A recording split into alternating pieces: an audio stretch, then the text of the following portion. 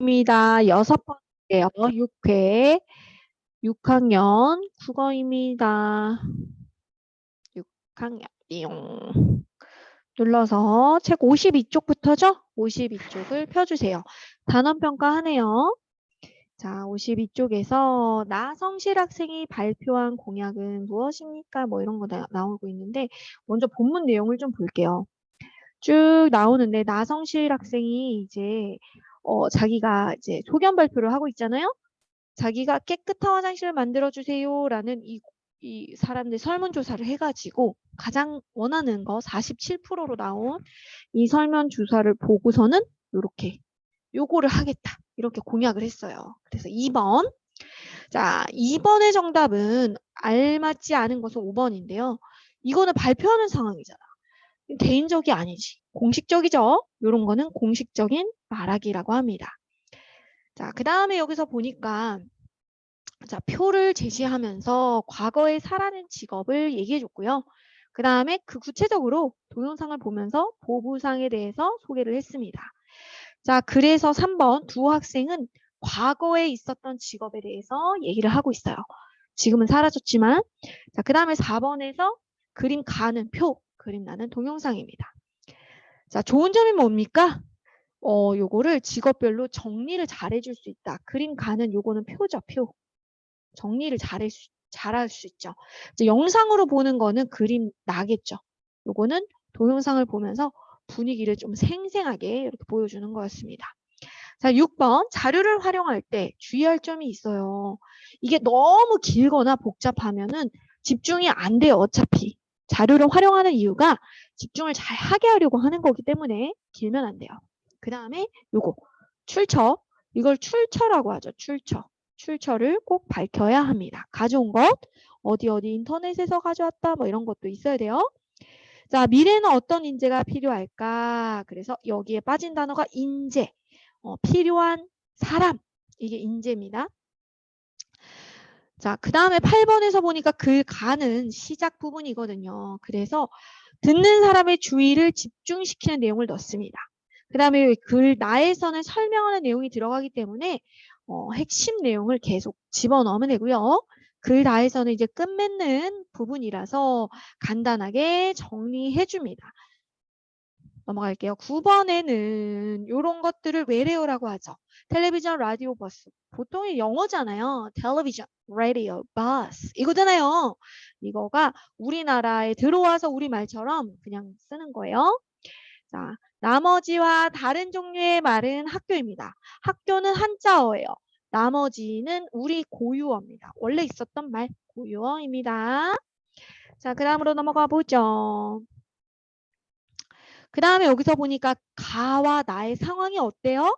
가와 나 둘 다 공식적인 말하기입니다. 개인적으로 그냥 사적인 자리에서 말하는 내용은 아니었어요.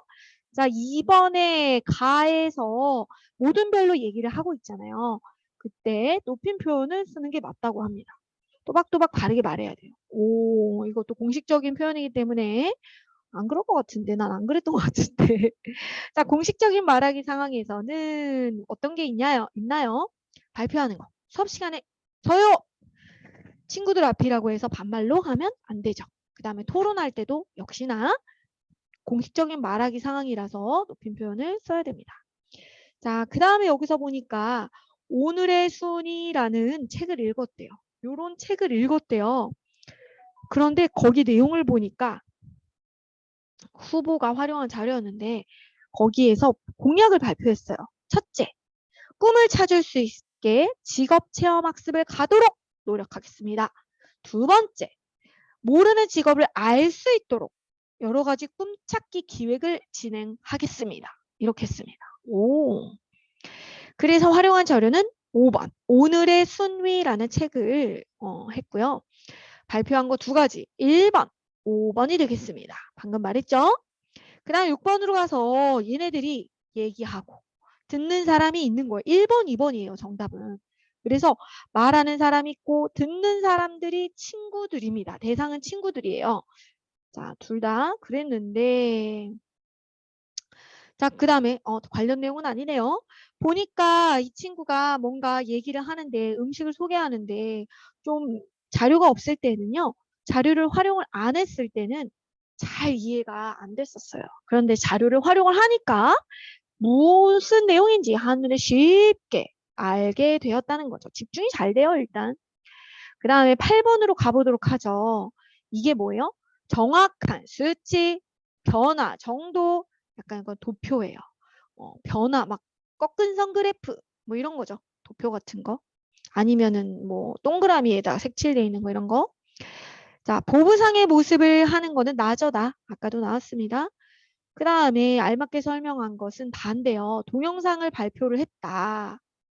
어, 활용을 했다. 그림 가의 친구가 동영상을 활용했다고요?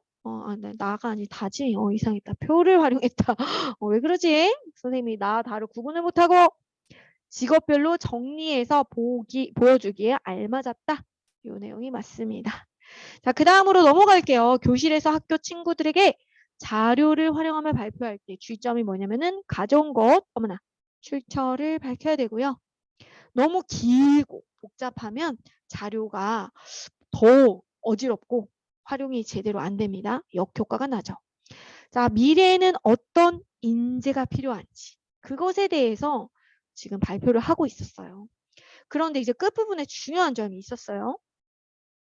자, 미래에는 변화가 굉장히 빠른 속도로 일어나기 때문에 가장 중요한 미래 인재상은 계속 배우려는 의지다. 선생님도 계속 배우도록 노력해야 되겠습니다. 자, 이 글에서 제목은 미래 인재 1번이 되겠고요. 일모듬이 계속 배우려 하는 의지가 필요하다. 그런데 왜요?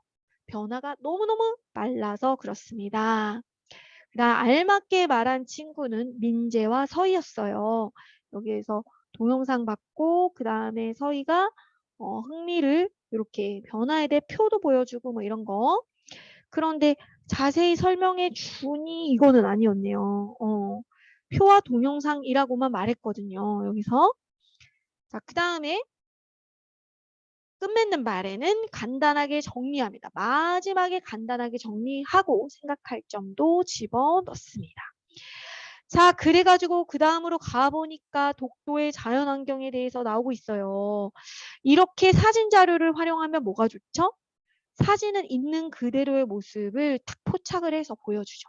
쉽게 이해가 되고 집중도 잘 됩니다. 자, 어떤 점이 좋겠습니까? 흥미를 느끼게 할 수 있다. 듣는 사람이 흥미를 느끼게 할 수 있다는 점이 좋다. 그래서 자, 이거 뭔가 소개할 때 어떤 자료를 활용하면 좋을지 자기 소개 내용에 대한 계획 같은 거를 얘기하는 거예요. 제주도를 소개할 건데 지도를 보여주겠다. 어디 어디 갔다 왔다 한눈에 보여주려고. 그 다음에 사진도 자연환경을 보여주기 위한 사진도 활용하겠다. 지도와 사진을 활용하겠다고 했습니다. 자, 그리고 이제 우리 4단원으로 들어갈게요. 4단원으로 들어가서 여기서 보면요. 자, 같은 문제 상황에 대해서 주장이 왜 다르냐? 자, 주장. 뭔가 내세우는 의견이 있습니다. 그런데 왜 다르냐? 겪은 일이 다르고 처한 상황이 다르기 때문이죠. 얼굴, 생김새가 달라서 그런 건 아닙니다. 기억이 아니죠. 정답은 기억이에요. 자, 논설문이라는 게 있어요. 우리 좀 전에 설명문에 대해서 배웠는데요. 뭔가 설명을 자세히 해주는 거에 대해서 배웠는데요. 논설문은요. 주장이 있고요. 근거가 있습니다. 주장은 무언가를 자기의 의견, 자기의 생각하는 바를 딱 얘기하는 걸 주장인데요. 첫 번째 서론에서 그 얘기를 하고요. 본론에서는 그 주장에 대해서 적절한 근거들을 착착착 제시를 해야 됩니다. 그 다음에 마지막에 결론에서는 다시 한번 주장을 강조하고 요약도 합니다. 자, 그래가지고 여기에서 내용을 보니까 서론에서는 주장만 하면 돼요. 근거까지 하면 안 돼요. 주장에 대한 근거를 얘기하는 건 서론이 아니라 본론이 되겠죠. 2번은 맞고요. 서론, 본론, 결론 맞고요. 근거를 한 가지만 제시할 필요는 없어요. 여러 가지 근거를 두는 게 오히려 설득력이 있겠죠. 그 다음에 마지막에 결론 부분에서 요약하고 강조하고 괜찮습니다. 아주 좋아요. 자, 그 다음으로 갈게요. 자, 내용의 타당성, 표현성의 적절성. 이게 무슨 말이냐? 내용이 맞나 안 맞나? 타당한가 아닌가? 주장이 가치가 있나? 근거가 주장과 관련이 있나? 근거가 주장을 잘 뒷받침, 보조해주고 있나? 이런 타당성을 판단해 봐야 합니다. 그 다음 표현을 딱 봤는데 자기가 생각하는 어떤 주장을 주관적으로 고집피우리는 그런 주관적인 표현인가? 그리고 애매모호한가? 그럴지도 모릅니다. 뭐 이런 표현 쓰면 안 돼요. 그 다음에 단정하는 표현은 무조건 그래야 합니다. 절대 하지 말아야 합니다. 이런 표현을 쓰면 안 돼요. 그래서 표현도 적절하게 써야 되는데 자, 여기서 근거의 타당성을 바르게 판단한 건 지수예요. 주장과 관련 있나? 이런 거였습니다. 자, 이 내용을 좀 잘 들어주시고 자, 논설문에서는 자신의 생각이나 주장을 체계적으로 밝혀 쓴 거예요. 근거를 들어서 탁탁탁 체계적으로 정리하듯이 밝히는 겁니다. 그래서 논설문이라고 하고요. 자, 2번 볼게요. 과학 시간에 개구리의 생태를 관찰했다. 생선 보관하려고 염장을 했다. 복원 이게 염장할 때 염장을 지르다 이런 것도 있는데 파괴된 환경을 복원 다시 회복시키는 거죠. 원래로 회복하는 거. 자, 생태는 그 모습 그대로 생생한 그 모습 그대로 그 상태 그대로를 보는 거고요. 염장은 소금에 절이는 거예요. 그 다음에 인위적이라는 거는 자연 그대로가 아니라 사람이 뭔가 좀 만지고 고치고 새롭게 한 거예요. 그래서 사람의 힘으로 이루어진 것을 인위적이라고 합니다. 자, 반의관계는 반대되는 말인데요. 이건 어렵지 않죠. 그런데 책방하고 서점은 비슷한 말이죠. 그 말은 유의관계라고 합니다. 비슷한 말은 유의어예요. 자, 휘리릭 지나갔네요. 수고했어요. 잘했습니다. 안녕.